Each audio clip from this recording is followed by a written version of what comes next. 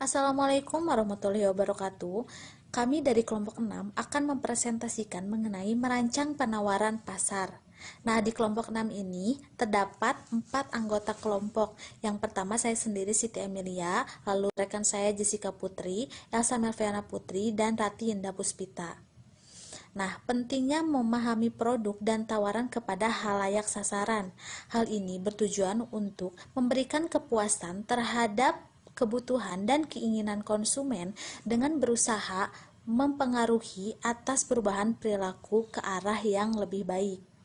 Nah, hal ini juga merupakan suatu strategi perusahaan agar perusahaan dapat bersaing dengan pengaruh dari luar lainnya, dan hal ini juga dapat dijadikan oleh perusahaan untuk mengambil langkah yang efektif untuk masa depan. Lalu selanjutnya, merancang produk sosial. Selanjutnya terdapat produk pada sosial marketing. Apa sih produk pada sosial marketing? Produk adalah apa yang dijual dengan perilaku yang diinginkan dan manfaat terkait dengan perilaku itu. Jadi dari sebuah perilaku harus adanya manfaat yang dihasilkan. Materi berikutnya yaitu 3 tingkatan produk. Nah, ada apa saja sih? Yang pertama, produk inti atau core product. Yang kedua, produk aktual atau actual product. Dan yang ketiga, ada produk tambahan atau augmented product. Selanjutnya terdapat penjelasan mengenai produk inti. Produk inti didefinisikan sebagai manfaat utama yang dibawa produk kepada pelanggan. Jadi, manfaat apa yang dihasilkan dari suatu produk yang nantinya dirasakan oleh pelanggan. Nah, seperti apa untungnya bagi pelanggan untuk membeli produk kami, lalu apa manfaat yang diperoleh oleh pelanggan, lalu kebutuhan apa yang dapat memenuhi keinginan pelanggan, lalu masalah apa yang dapat dipecahkan. Lalu yang kedua, terdapat produk aktual. Nah, produk aktual ini melengkapi dari produk inti yang dimana perilaku spesifik yang dipromosikan. Hal ini diperlukan untuk mencapai manfaat yang diidentifikasi sebagai produk inti. Jadi, perilaku seperti apa sih yang harus dipromosikan agar dapat mencapai suatu manfaat yang diidentifikasi sebagai produk inti.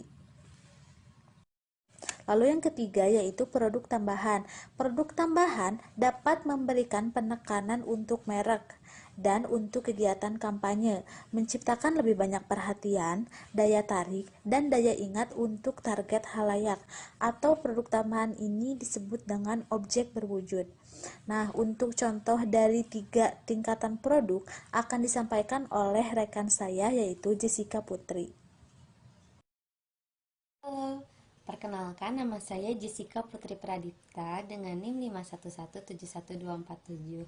Di sini saya akan melanjutkan presentasi dari rekan saya, di mana kelompok kami mengambil contoh untuk tugas kali ini ialah Majelis Taklim Az-Zikri Al-Muti'ah.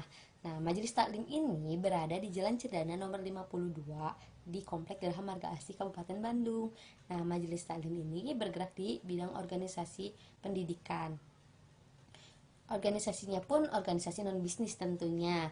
Nah, Majelis Taklim ini mengajarkan anak-anak pendidikan agama mulai dari belajar mengaji, berdakwah, lalu ada marawis atau hadroh, belajar mengajar dan lain sebagainya.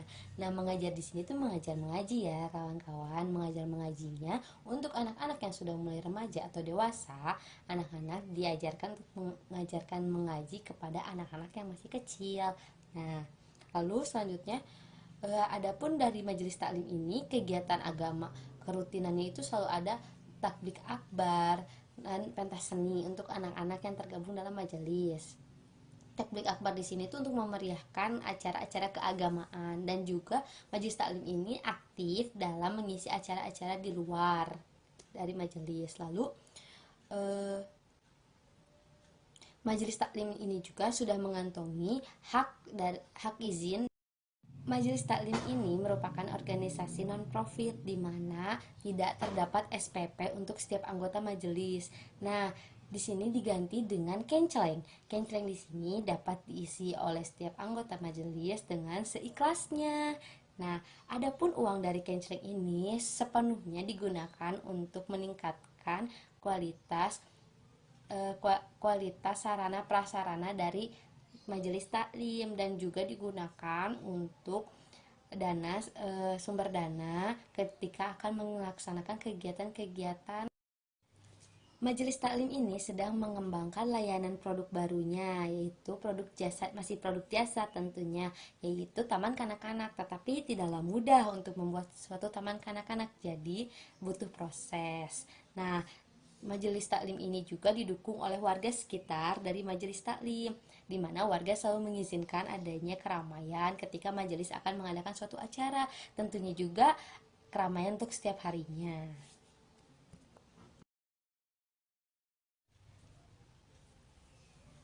Berikut ada beberapa foto dari Majelis Taklim Az-Zikri Al-Muti'ah. Di sini ada foto-fotonya, foto tampak luarnya dari Majelis Taklim Az-Zikri. Yang selanjutnya ada dari contoh 3 tingkatan produk. Nah, contohnya di sini kita mengambil Majelis Taklim Az-Zikri Al-Muti'ah. Yang pertama dari produk inti atau manfaat. Nah, di sini tuh adapun produk intinya berupa meningkatkan kualitas pendidikan agama bagi anak-anak dan remaja.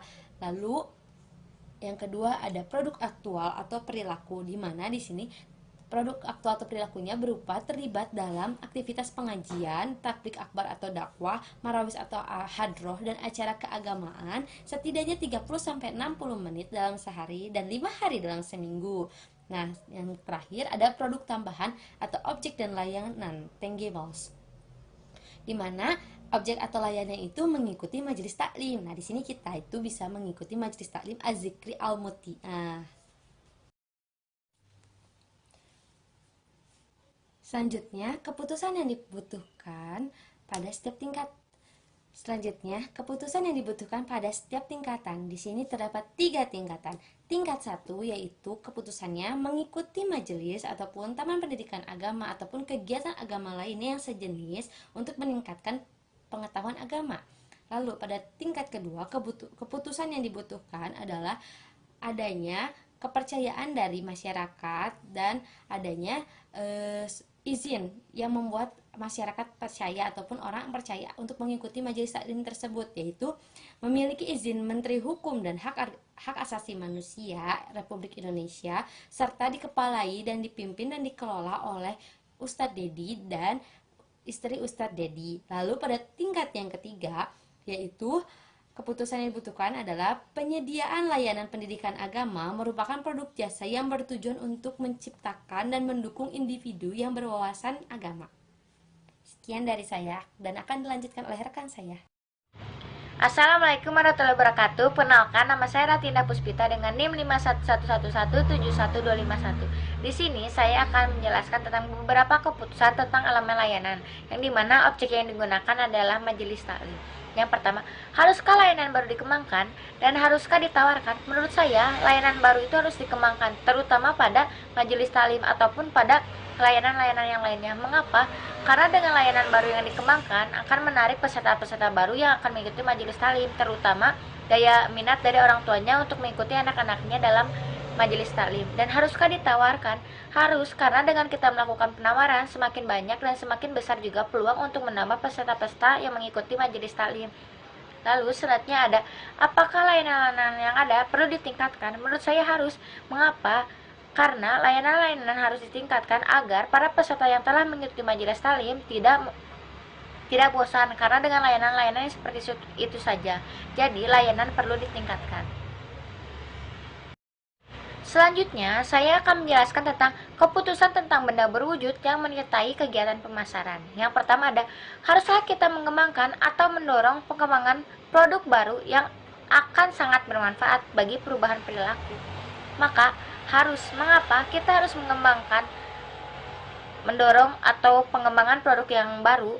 Karena dengan adanya pengembangan atau produk yang baru, kita akan meningkatkan kualitas dari majelis taklim tersebut dengan cara mungkin memodifikasi cara belajar anak-anak di majelis taklim untuk menarik daya pikat orang tua untuk mengikut sertakan anak-anaknya pada majelis taklim, dan juga untuk menghindari kebosanan anak-anak selama mengikuti pembelajaran di majelis taklim.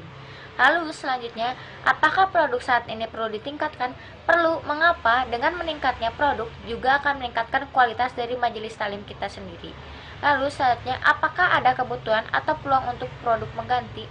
Ada. Mengapa? Karena kita tidak mengetahui bahwa di masa yang akan datang, apakah produk yang akan disukai oleh orang-orang yang akan mengikuti oleh majelis taklim. Maka dari itu, kita harus mempersiapkan produk-produk cadangan yang akan kita gunakan di masa yang akan datang di majelis taklim untuk meningkatkan daya tarik orang tua untuk mengikut sertakan anak-anak dalam mengikuti majelis taklim. Selanjutnya, saya akan menjelaskan tentang merekomendasikan 4 karakteristik yang diinginkan untuk nama merek menurut Kotler dan Roberto. Yang pertama, harus mudah diucapkan, dikenali, dan diingat.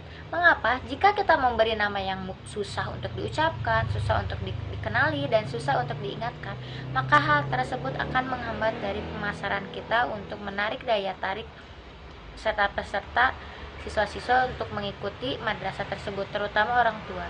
Jika orang tua susah menghafal, susah mengucapkan, dan susah diingat nama dari majelis taklim tersebut, akan berdampak pada pemasaran seperti yang saya ucapkan tadi. Jika kita memberikan nama majelis taklim yang familiar dan mudah diingat, maka nama majelis tersebut akan menempel pada benak dari orang tua tersebut, yang dimana akan membantu mendorong anak-anaknya untuk mengikuti di majelis taklim tersebut karena memiliki nama yang mudah diingat dan familiar.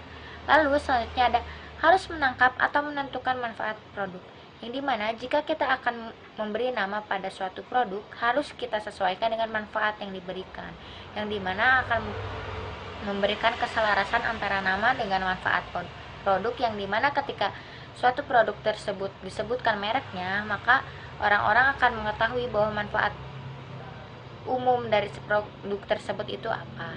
Lalu selanjutnya ada harus menentukan kualitas atau daya tarik produk, yang dimana ketika suatu produk memiliki merek, kita harus memiliki daya tarik tersendiri agar para konsumen atau para peserta majelis taklim dan para orang tua tidak berpindah pada majelis taklim yang lain, karena pada majelis taklim kita memiliki daya tarik tersendiri.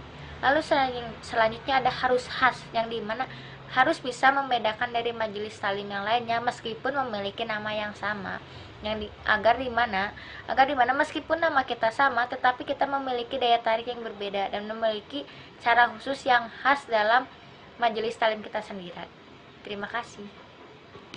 Lalu selanjutnya mengenai bagaimana keputusan ini dibuat dan bagaimana pengaruhnya terhadap posisi produk. Ada dua prinsip. Yang pertama, membuat pilihan yang jelas kepada pesaing agar kita dapat mempertimbangkan dalam melakukan perubahan perilaku. Hal tersebut harus diimplementasikan secara jelas dan sejujur-jujurnya. Lalu yang kedua, membuat pilihan untuk memastikan bahwa target halayak akan tertarik dan melihat produk yang akan ditawarkan, dan memperlihatkan manfaat dari produk tersebut sehingga saat melakukan tujuan pemasaran kepada halayak dapat menyadari, menarik, dan memiliki hasrat untuk mengikuti kegiatan yang telah ditawarkan, yang mengakibatkan adanya perubahan perilaku dari halayak yang sebelumnya tidak memiliki hasrat ingin ikut serta menjadi tertarik untuk melakukannya dan ikut serta dalam melakukan hal tersebut. Teori Smith yang menganjurkan penentuan posisi sebagai berikut untuk dipertimbangkan. Pertama, dari segi menyenangkan. Istilah dari kata menyenangkan memang tidak mudah dengan apa yang disampaikan kepada halayak yang sebelumnya tidak menyukai suatu kegiatan yang telah ditawarkan. Akan tetapi berbeda dengan halayak yang mau ikut serta dalam kegiatan yang membuat dirinya merasa senang. Lalu yang kedua, mudah. Mudah ini tuh untuk menghilangkan semua hambatan dalam melakukan kegiatan yang ditawarkan kepada halayak sehingga mudah untuk diikuti. Yang terakhir mengenai populer. Populer ini tuh yang berarti hal ini juga membantu halayak dalam mengenal suatu kegiatan dari produk yang telah ditawarkan, sehingga halayak juga merasa bahwa produk tersebut adalah sebuah kegiatan yang pastinya diikuti dan dilakukan oleh orang lain juga. Terima kasih. Baik, demikian presentasi dari kelompok kami, kelompok 6. Kurang lebihnya mohon dimaafkan. Wabillahi taufik wa hidayah. Wassalamualaikum warahmatullahi wabarakatuh. Sekian dan terima kasih.